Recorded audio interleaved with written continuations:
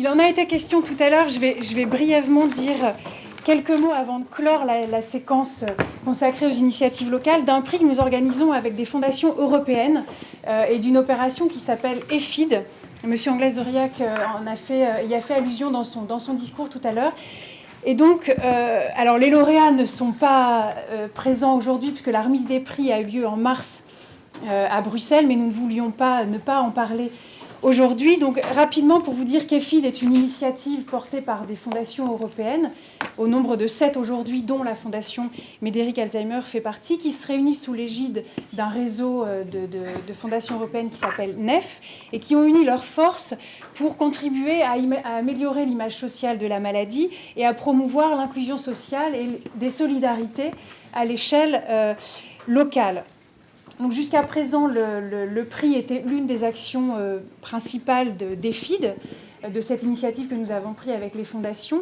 C'est la deuxième édition de ce prix en 2014 qui s'appelle, dont le thème est « Bien vivre avec la maladie d'Alzheimer dans sa ville et dans son environnement ». Donc comme vous, Madame Roumanoff, on essaie de montrer que c'est possible. Et là, nous avons pu cette année donc récompenser 10 projets. Cette année, vous voyez, ce ne sont que des projets hors de France, qui n'était pas le cas pour la première édition, mais qui laisse à croire que dans le futur, la France doit faire des efforts dans ce domaine d'inscription de l'accompagnement des personnes atteintes de troubles cognitifs au niveau du territoire local, le plus proche d'une petite communauté où on peut mobiliser l'ensemble des citoyens. Tout à fait.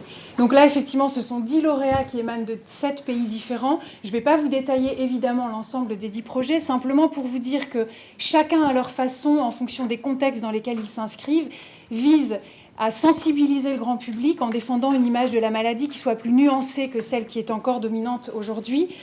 D'autres projets ont mis l'accent sur le développement de services et dispositifs appropriés tout en les ouvrant sur la cité. Et enfin, d'autres, et là c'était vraiment un point important et peut-être sur lequel effectivement en France on a à faire des progrès, ou en tout cas à avancer encore, c'est la question de l'implication des personnes elles-mêmes dans les projets. On l'a vu, ceci dit, là à l'instant, avec France Alzheimer Vaucluse et l'ensemble des lauréats, qu'il est possible de donner une autre place aux personnes malades.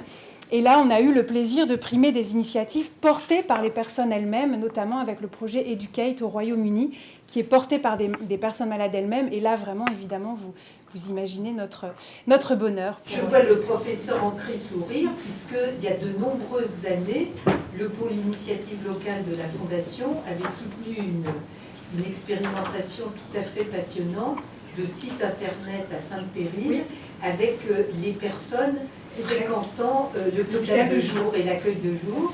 Et elles avaient, en plus, si ma mémoire est bonne, inscrit cette démarche de site internet dans l'histoire de leur quartier.